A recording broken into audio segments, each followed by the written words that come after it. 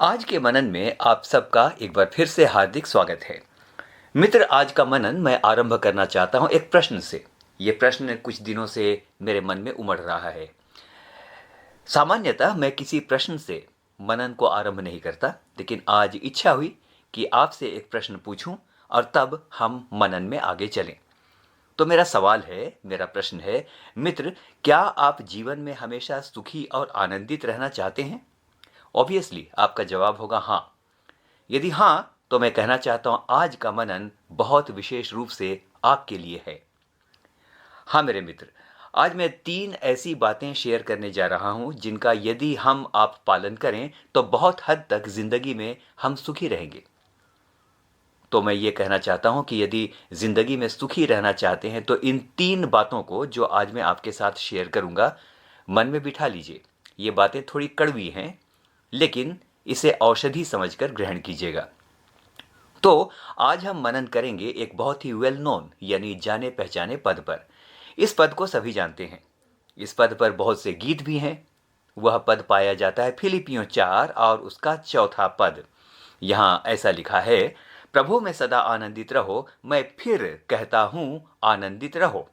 मित्र, यहाँ नहीं लिखा है कि जब सब कुछ ठीक है, काम धंधा ठीक ठाक चल रहा है, जेब में जब पैसे हैं और जब परिस्थिति अनुकूल है, हर जगह सफलता है, तब आनंदित रहो। यहाँ लिखा है सदा आनंदित रहो। एक अंग्रेजी का इसका अनुवाद मुझे बहुत पसंद है। वहां लिखा है रिजॉइस अंडर ऑल सर्कमस्टेंसेस। साथियों, यदि सब कुछ ठीक ठाक चल रहा है तो सभी आनंदित रहते हैं। इसमें कौन सा कमाल है?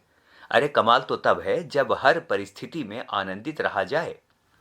आइए मित्र, एक पद और देखते हैं। पहला थिस्सलुनीकियों 5 और उसके 16 में इस प्रकार से लिखा है, सदा सदा आनंदित रहो, यानी कभी कभी नहीं, सदा आनंदित रहो। लेकिन साथियों, आप कह सकते हैं, मैं भी कह सकता हूं कि भाई ये कहना बहुत आसान है।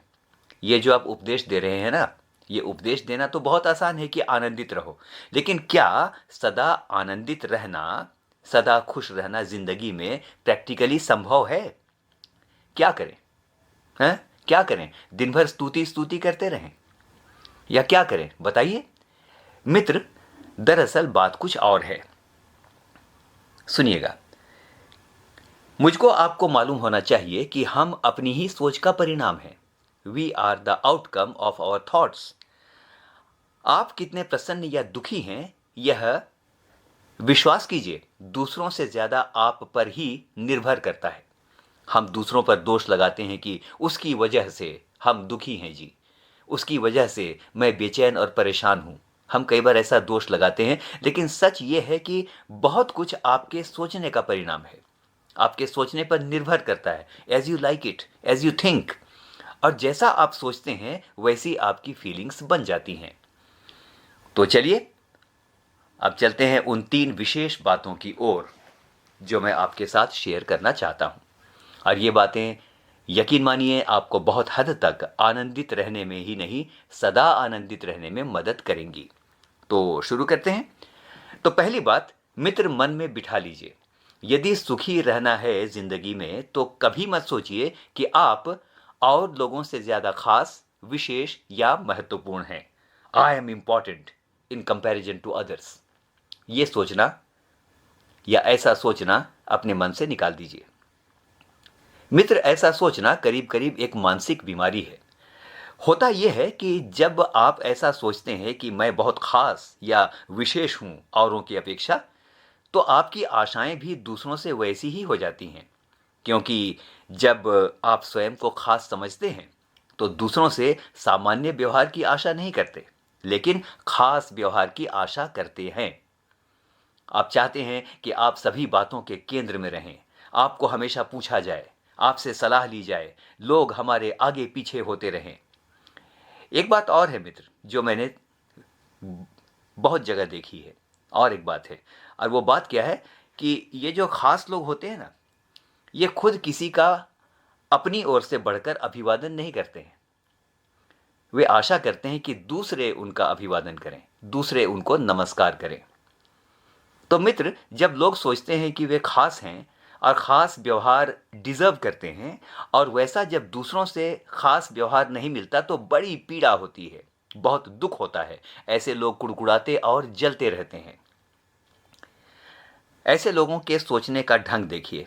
आपको बताना चाहता हूँ ये कैसे सोचते हैं। मुझे नहीं पूछा, नमस्कार नहीं किया, बैठने को भी अच्छी जगह नहीं दी, मुझे अवॉइड किया, मुझे मेरे हिसाब से खाना नहीं बनाया।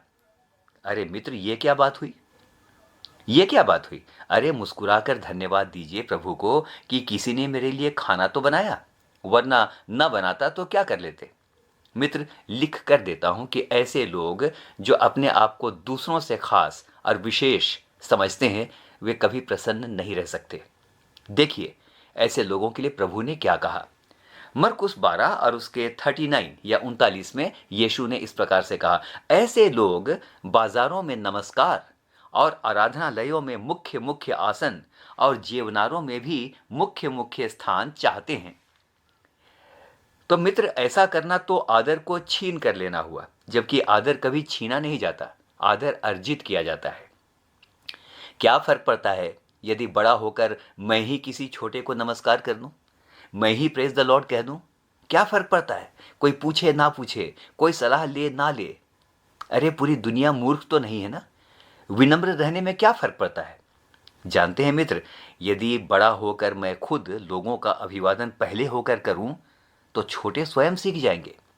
तो यदि सुखी रहना चाहते हैं तो सोचने की दिशा बदलिए, माफ कीजिएगा, सोचने की दशा बदलिए, जीवन की दिशा अपने आप बदल जाएगी। यीशु ने जब अपना पहाड़ी उपदेश आरंभ किया, जो उसके प्रारंभिक उपदेशों में से एक है, तो उनका पहला वाक्य था मत्ती 5 और उसके 3 में लिखा है, धन्य है वे जो मन के दीन हैं, क्योंकि स्वर्ग का राज्य उन्हीं का है। तो मित्र, ऐसा विचार मन से निकाल दें कि मैं ही विशेष हूं और मेरे साथ विशेष व्यवहार किया जाना चाहिए। ऐसे लोग हमेशा दुखी रहते हैं।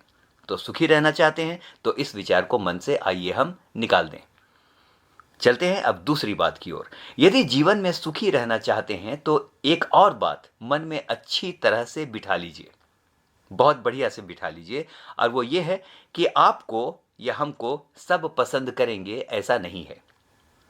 It is not there that we are going to be liked by all 100%, ऐसा नहीं होता है। मन से ये बात निकाल दीजिए कि सब हमें पसंद करेंगे। मित्र, पसंद नापसंद लोगों की व्यक्तिगत भावना है, ये लोगों की सोच पर निर्भर करती है। कोई नापसंद करे, ये उसका विचार है, एक हद तक अधिकार भी है। तो इन बातों से हमें कुढ़ने या दुखी होने की जरूरत नहीं है कि हमें वो फलाना पसंद नहीं करता, है ना। क्योंकि सच क्या है बताऊं, हम दुखी होते हैं कि कोई हमें नापसंद करता है, लेकिन सच तो यह है कि हम भी किसी किसी को नापसंद कर सकते हैं ना। तो जब हम ये अधिकार लेते हैं तो दूसरे को ये अधिकार क्यों ना दें। यदि मैं सोचूं कि मैं ही अच्छा हूं, देखता हूं कि मुझे कोई कैसे पसंद नहीं करेगा, मैं येन केन प्रकारेण खुद को पसंद करवाऊंगा, उसे मेरी तारीफ करनी ही होगी, तो मित्र, ये मेरी मूर्खता है। और यकीन मानिए, यदि ऐसी विचारधारा मेरी है तो मैं दुखी ही रहूंगा, आनंदित हो ही नहीं सकता। आइए देखते हैं वचन इस बारे में क्या कहता है। जो दूसरा तथ्य था वो ये था कि ऐसा ना सोचें कि हमें पसंद ही किया जाएगा। वचन क्या कहता है देखेंगे। फिलिपियों 2 और उसके 3 में वचन इस प्रकार से कहता है, विरोध या झूठी बड़ाई के लिए कुछ ना करो, परंतु दीनता से एक दूसरे को अच्छा समझो। एक दूसरे को अच्छा समझो। हम क्यों समझें कि हमें ही अच्छा समझा जाए? No, the word of God says कि दीनता से एक दूसरे को अच्छा समझो। मित्र, समस्या ये है कि हम किसी और को अपने से अच्छा शायद समझते ही नहीं हैं, और यही दुख का कारण बन जाता है। जीवन भर फिर विलाप गीत गाते रहिए। मित्र, एक बात बताऊं, दुनिया के इतिहास में ऐसा कोई महापुरुष नहीं हुआ जिसे सबने पसंद किया। कोई आविष्कारक, राजनेता, वैज्ञानिक, अभिनेता, अभिनेत्री, नायक, अधिनायक, ऐसा कोई भी नहीं है जिसे 100% लोगों ने पसंद किया हो। इनमें से बहुतों को नापसंद भी किया गया। अब देखिए, अपने प्रभु का उदाहरण लीजिए। यीशु को भी, जो दुनिया का सबसे लोकप्रिय व्यक्ति है, नापसंद किया गया। तो तो हम क्या चीज हैं? यीशु ने अपने बारे में लूका 23 और उसके 31 में सुनिए कि क्या कहा। यीशु ने कहा, जब वे हरे पेड़ के साथ ऐसा करते हैं तो भला सूखे के साथ क्या कुछ ना किया जाएगा। मित्र, यहां यीशु अपने आप को हरा पेड़ कह रहा है। यदि इसी सोच में जीवन निकाल देना कि कुछ लोग मुझे पसंद नहीं करते, ये तो सरासर बेवकूफ़ी हुई ना। इससे ज़्यादा हमें ये चिंता करनी चाहिए कि परमेश्वर हमें पसंद करे। क्या हम करें कि परमेश्वर हमें पसंद करे? तो यदि जीवन में सुखी रहना चाहते हैं, आनंदित रहना चाहते हैं, सदा आनंदित रहना चाहते हैं, तो हमें ये विचार निकाल देना चाहिए मन से कि हमें पसंद ही किया जाएगा, सुखी रहेंगे। तीसरी और अंतिम बात आपके साथ शेयर करूंगा। मित्र, यदि जीवन में सुखी और आनंदित रहना चाहते हैं हमेशा, तो एक और बात मन में बिठा लीजिए, अच्छी तरह बिठा लीजिए कि आपके पास हमेशा कई विकल्प हैं। We have many options. ऐसा नहीं है कि कुछ हो गया तो आपको ऐसा लगे कि आसमान गिर पड़ा, ये तो दुनिया का अंत हो गया और अब तो कुछ हो ही नहीं सकता। मित्र, ऐसे लोग दुखी हो जाते हैं जो सोचते हैं कि अब कोई विकल्प बचा ही नहीं, अब तो कुछ हो ही नहीं सकता। नो, मैं आपको उदाहरण देता हूं। बहुत से लोग हैं जो किसी लक्ष्य को प्राप्त करना चाहते हैं, वे जी जान से परिश्रम भी करते हैं, लेकिन यदि किसी कारणवश उन्हें वह लक्ष्य हासिल नहीं होता तो वे बहुत निराश हो जाते हैं, यहां तक कि आत्महत्या तक की बात सोचने लगते हैं। अभी इसी YouTube में किसी ने मुझको मैसेज किया कि अब मैं जीना नहीं चाहता, मेरे जीवन में अब कोई विकल्प नहीं है। इस समय उस भाई को या उस बहन को मैं संबोधित करके कहना चाहता हूं कि परमेश्वर आपको हमेशा एक ही विकल्प के साथ नहीं छोड़ देता है, आपके जीवन में वो कई विकल्प लेकर के आता है। मैंने एक युवक के बारे में सुना जो भारतीय प्रशासनिक सेवा यानी IAS की तैयारी कर रहा था। IAS, उसका कहना था कि वो फर्स्ट रैंक से नीचे तो कुछ लेगा ही नहीं। उसका कहना था कि सेकंड या कोई और रैंक तो उनका आता है जो थोड़ी मंदबुद्धि के होते हैं। खैर, उसने परीक्षा दी, 2 बार असफल भी हुआ, तीसरी बार वो सफल भी हो गया, लेकिन रैंक जब फर्स्ट नहीं मिली तो उसने IAS ज्वाइन नहीं किया, वो डिप्रेशन में चला गया। मित्र, उसके पास बहुत सारे विकल्प थे, बिल्कुल थे, लेकिन उसने ऐसा सोचा कि अब तो कुछ बचा ही नहीं। नो, हमें परमेश्वर कभी बिना विकल्प के नहीं छोड़ता। सुखी रहना चाहते हैं तो हमेशा ये मान के चलिए, अगर एक बात नहीं हुई, प्लान A नहीं हुआ तो प्लान B तो है, प्लान C तो है, मैं ऐसे भी तो कर सकता हूँ। शायद प्लान B आपके जीवन के अंदर ज़्यादा परमेश्वर की महिमा का कारण हो जाए। जवान मित्रों को बड़े प्यार से कहना चाहता हूँ, ब्रेकअप हो सकता है, कोई छोड़कर जीवन से जा सकता है, कुछ भी अनहोना हो सकता है, लेकिन उस समय ये मत सोचिए कि अब तो दुनिया ही खत्म हो गई। मित्र, परमेश्वर आपको नहीं छोड़ता है, जिंदगी और भी विकल्प देती है। अंग्रेजी की एक कहावत है, no defeat is the final defeat, यानी कोई भी पराजय अंतिम पराजय नहीं होती, लास्ट डिफीट कोई नहीं होती। No defeat is the last defeat. Micah 7:8 में वचन कहता है, इसके साथ मैं समाप्त करूंगा। देखिए वो क्या लिखता है, मुझ पर आनंदित मत हो, क्योंकि ज्यों ही मैं गिरूंगा त्यों ही उठूंगा, क्योंकि परमेश्वर मेरे लिए ज्योति का काम देगा। हाँ, वही मेरे जीवन को दूसरे विकल्पों के द्वारा भी आशीषित करेगा। मित्र, यदि ये 3 बातें मेरे और आपके जीवन के अंदर ठीक ठीक बैठ गई तो मैं कहना चाहता हूं कि दुखी होने के बहुत से कारण हमारे जीवन से समाप्त हो जाएंगे। यदि परमेश्वर ने चाहा तो और भी कई कारण हैं, उन बातों को हम आगे चलकर एक सीरीज के रूप में ले सकते हैं। आपको कार्यक्रम कैसा लगा? इस शेयरिंग से यदि आपको आशीष मिली तो ज़रूर लिखिए। परमेश्वर आपको बहुतायत के साथ आशीष दे। आमीन कहिए, मैं भी कहता हूँ आमीन, आमीन और फिर से आमीन।